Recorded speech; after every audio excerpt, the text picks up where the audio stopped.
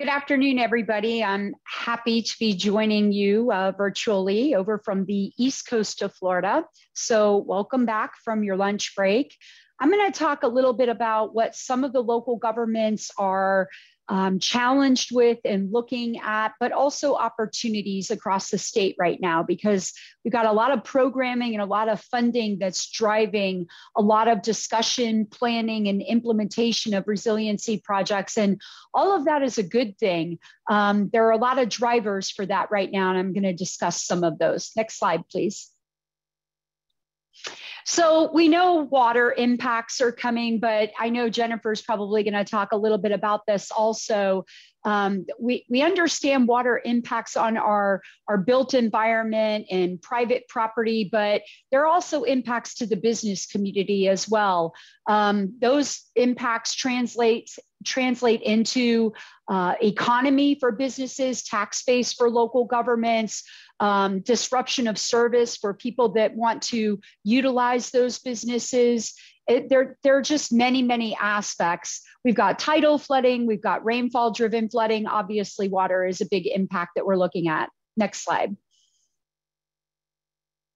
And to underscore some of what, or kind of preface some of what Jane's going to be talking about, we're starting to see issues revolving around heat and planning for extreme heat and weather-related heat across the state of Florida. We even had legislation this year, Senate Bill 732, that dealt with heat-related illnesses. So I see this as being something that local governments are going to be starting to talk more about also in terms of looking at the full range of resiliency-related strategies to climate impacts. Next slide, please. So Florida has been dealing with policy related to reductions of greenhouse gas emissions and climate for quite some time. Two notable pieces of legislation and requirements within state law. One, the peril of flood legislation requiring coastal communities within the coastal elements of their comprehensive plans to deal with the peril of flood. Many of those local governments, about 50% across the state, have come into compliance with these new requirements for comprehensive plans. Legislation was also enacted in 2011, allowing the option of local governments to designate adaptation action areas within the coastal element of their comprehensive plans.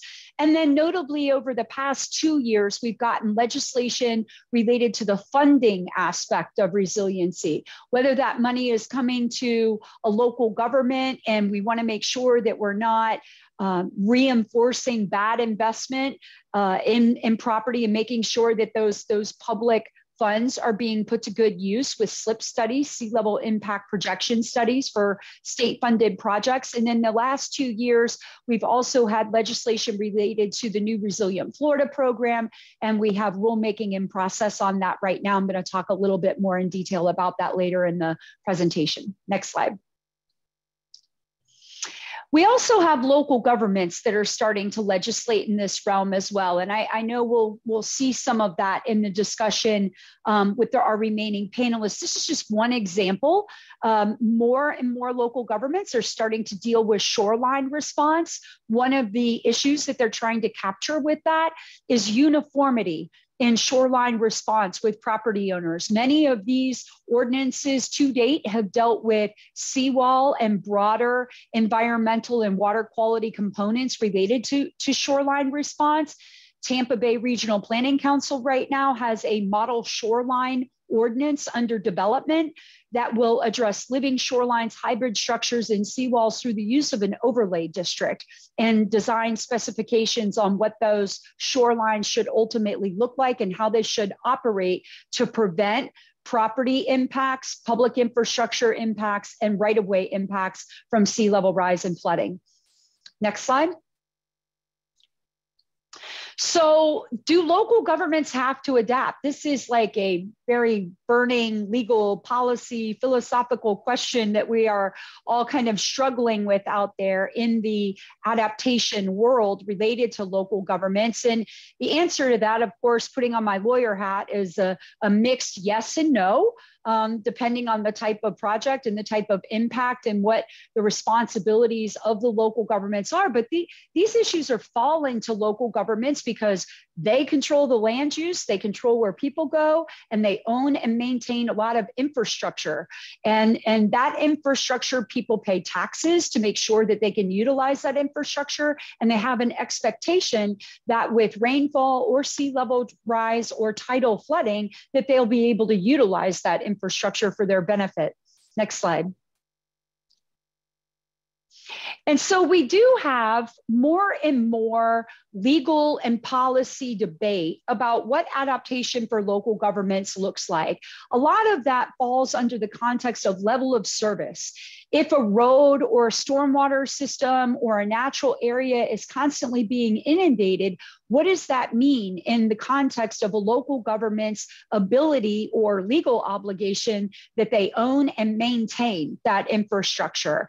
Another issue that's kind of ripe for political and legal discussion is who pays for the maintenance of that level of service, especially in areas that are just going to become less and less habitable over time with the impacts of flooding and tidal and sea level rise based flooding.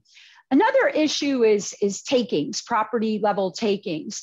There could be potentially liability for local governments that don't maintain access to private property. And we've seen some case law on that in Florida to date. There could also be liability amongst property owners for not adapting their shorelines and preventing floodwaters to trespass over their properties that could impact other private property owners or public infrastructure. And then finally, if a property owner complains and is not happy about the action that the local government is taking for an adaptation project, and they want to challenge that action or they want to oppose that action, the benefits to that property owner could potentially be factored into that determination on the value of a private property owner's outcome of that litigation. The one thing that is certain in all of this, there are not always clear answers in terms of the outcomes of these policy and legal discussions, but it is an area ripe for growth as we move from planning to actual implementation of adaptation projects and the funding of those projects. And we're seeing that litigation increase on both sides of the equation, trying to compel a local government or an entity to do something to respond to climate change, or we don't like what you're doing, we don't like the impact on us from a private property standpoint. Next slide.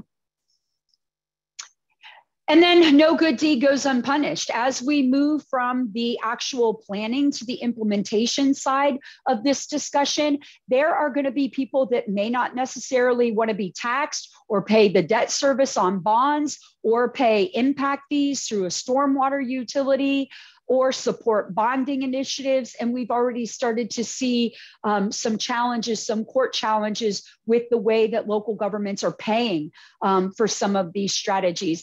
And one of the drivers of that is that there is now money available for local governments to actually implement these projects. And that programming, the Resilient Florida programming, requires cost share, requires a match. How do we come up with those dollars to actually pay the local government share of those adaptation projects? Next slide.